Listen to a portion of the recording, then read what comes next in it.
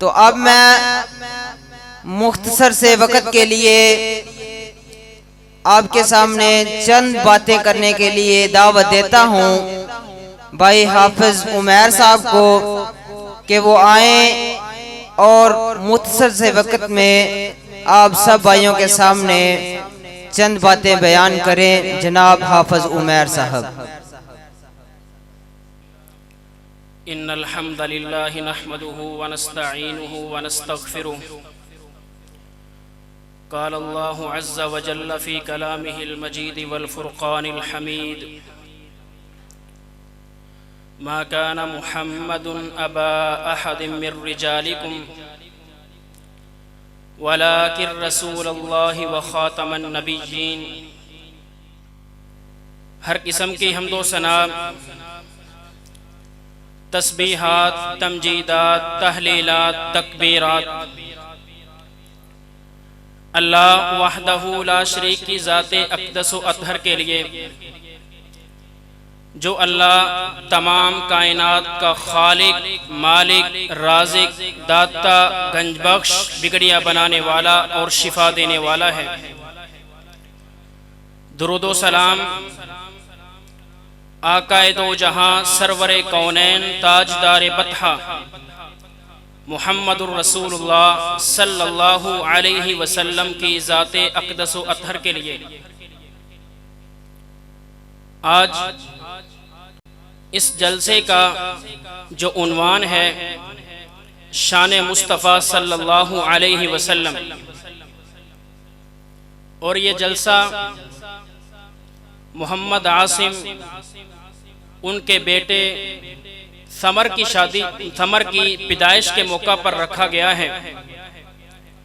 تو ہم اپنے رب سے دعا کرتے ہیں، اے اللہ محمد عاصم کے بیٹے محمد ثمر کو اللہ کے نبی صلی اللہ علیہ وسلم اور ان کو ماننے والے صحابہ کرام کی سیرت پر چلنے کی توفیق عطا فرما۔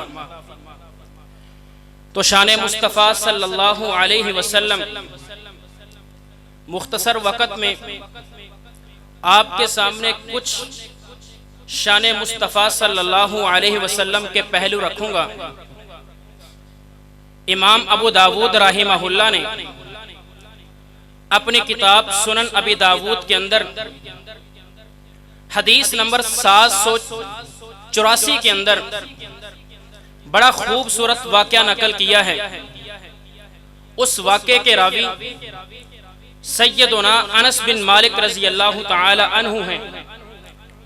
وہ انس بن مالک رضی اللہ تعالی عنہ جنہوں نے اپنی زندگی کے اندر نبی صلی اللہ علیہ وسلم کی 10 سال تک خدمت کی، بیان کرتے ہیں کہ ایک دفعہ اللہ کے رسول صلی اللہ علیہ وسلم اپنے صحابہ کرام رضوان اللہ علیہم اجمعین کے ساتھ بیٹھے ہوئے تھے۔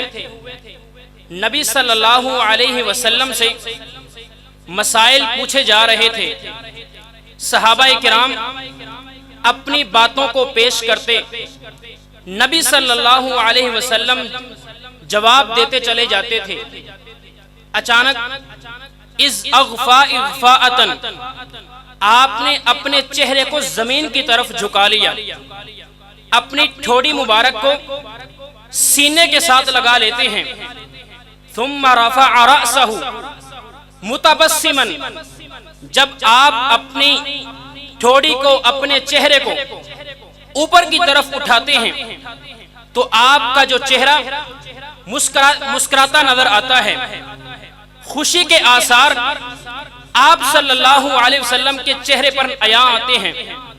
نبی صلی اللہ علیہ وسلم کے صحابہ کرام نے پوچھا، اے اللہ کے رسول صلی اللہ علیہ وسلم ذرا بتلائیے کہ جب آپ نے اپنے چہرے مبارک کو زمین کی طرف جھکایا تھا اس وقت آپ کے چہرے پر کسی قسم کی کوئی خوشی اور اس کے آثار نظر نہیں آ رہے تھے، لیکن جب آپ نے اپنے چہرے مبارک کو اوپر کی طرف اٹھایا ہے تو پھر آپ کے چہرے پر خوشی کے آثار نظر آ رہے ہیں۔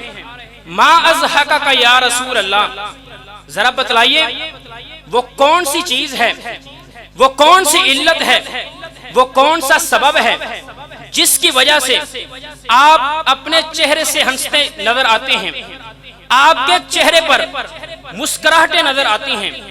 نبی صلی اللہ علیہ وسلم کہتے ہیں انزلت علی سورۃ آنفہ، اے میرے صحابہ کرام رضوان اللہ علیہم اجمعین، اللہ رب العزت نے میرے اوپر ابھی ابھی ایک سورت کو نازل کیا ہے۔ فقرأ، آپ نے وہ پوری سورت اپنے صحابہ کرام کو پڑھ سنائی۔ وہ سورت کون سی ہے؟ انا اعطیناک الکوثر فصل لربک وانحر ان شانئک ھو الابتر، اے نبی بے شک ہم نے آپ کو نہر کوثر عطا کی ہے، آپ کی ذمہ داری یہ بنتی ہے، رسپانسبلٹی یہ بنتی ہے کہ آپ نے اپنے رب کے لیے نماز کو ادا کرنا ہے، اسی طرح قربانی کو اپنے رب کے لیے ادا کرنا ہے۔ نتیجہ کیا نکلے گا؟ فائدہ کیا ہوگا؟ آپ کو ملے گا کیا؟ ان شانئک ھو الابتر، بے شک آپ کا دشمن وہ ناکام ہو جائے گا، خسارے میں گھاٹے میں چلا جائے گا، آپ کی عزت، آپ کا مقام، آپ کی رفعت، آپ کی رسپیکٹ وہ بلند تر ہوتی جائے گی۔ نبی صلی اللہ علیہ وسلم نے اپنے صحابہ کرام سے سوال کیا، اے میرے صحابہ کرام اتدرون مل کوثر، کیا تم جانتے ہو کوثر کس چیز کو کہتے ہیں، کس چیز کا نام کوثر ہے؟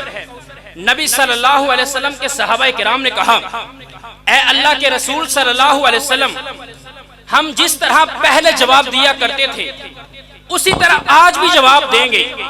وہ جواب یہ ہے اللہ و رسولہ اعلم، اس نہر کوثر کے بارے میں یا تو اللہ جانتا ہے یا اس کا رسول جانتا ہے صلی اللہ علیہ وسلم۔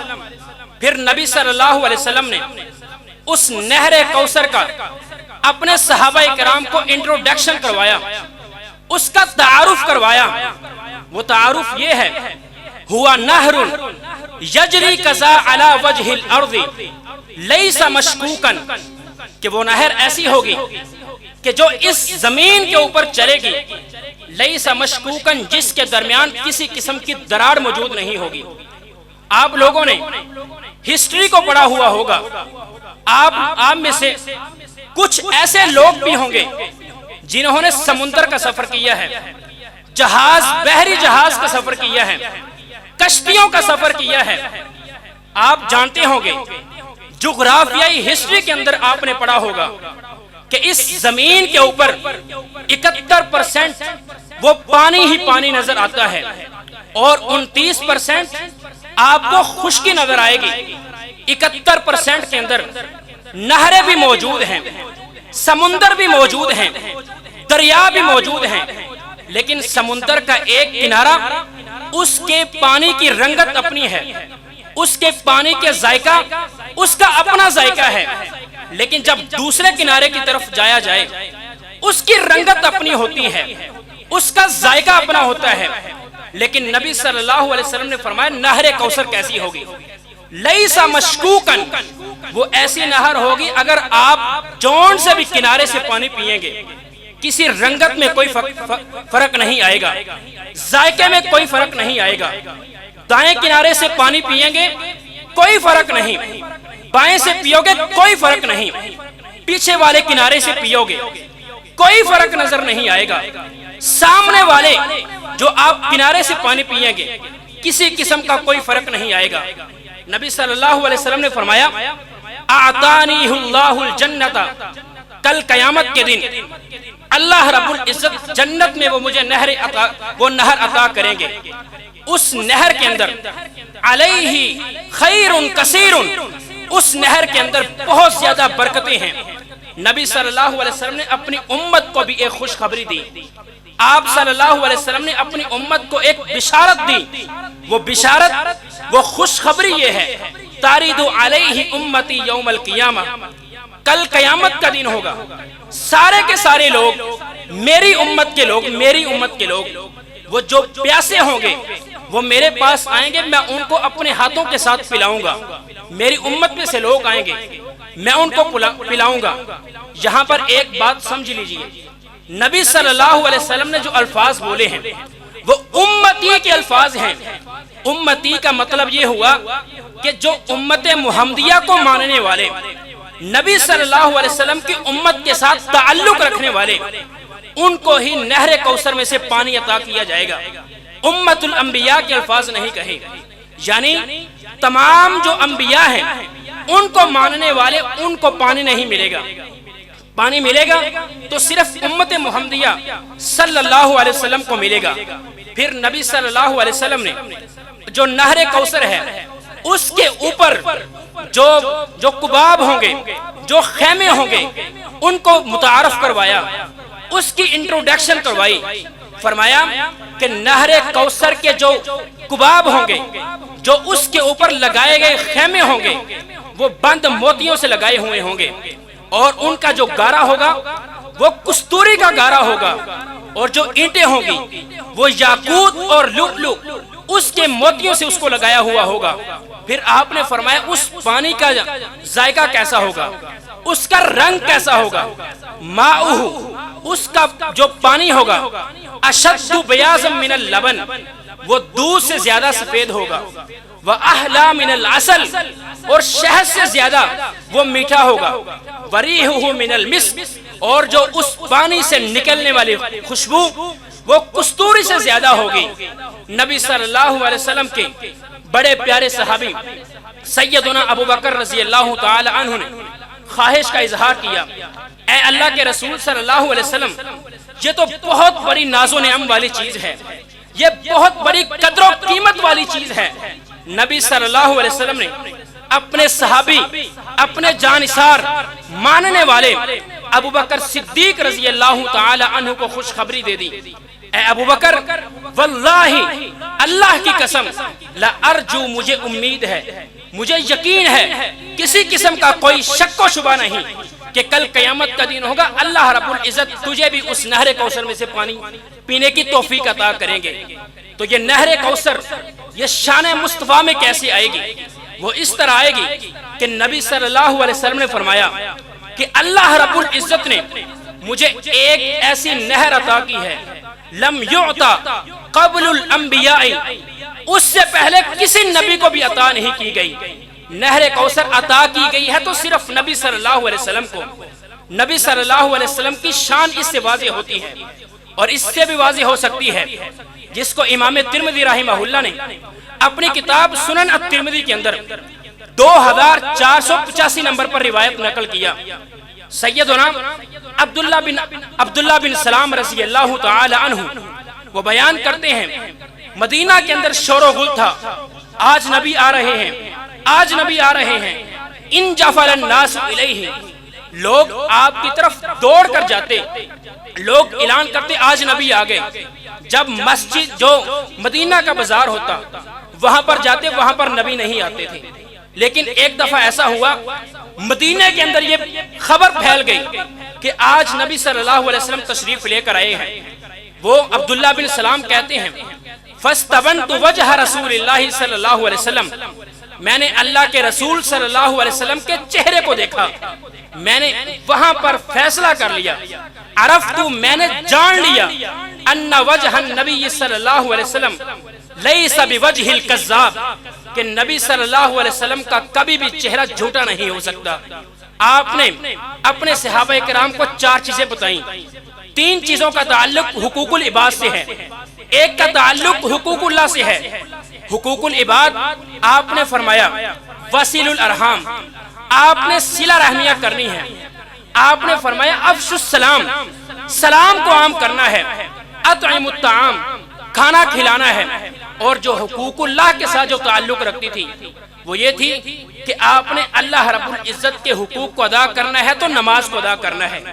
تو یہ ساری چیزیں واقعہ بیان کرنے کا مقصد یہ ہے کہ نبی صلی اللہ علیہ وسلم کی شان اپنی ہے، اور جب نبی صلی اللہ علیہ وسلم کی شان اپنی ہے تو آپ کو ماننے والے ان کو بھی اسی طرح شان ملے گی۔ تو اس شان کے ساتھ پیغام مصطفیٰ یہ ہے کہ اپنی زندگیوں کو نبی صلی اللہ علیہ وسلم کے طریقے میں تبدیل کریں، آپ کو ماننے والوں کے طریقے میں تبدیل کریں۔ میں انہی باتوں پر اکتفا کرتا ہوں۔ اللہ تعالیٰ سے دعا ہے اللہ تعالیٰ ہم کو عمل کرنے کی توفیق عطا فرمائے۔ آمین وآخر دعوانا ان الحمدللہ رب العالمین۔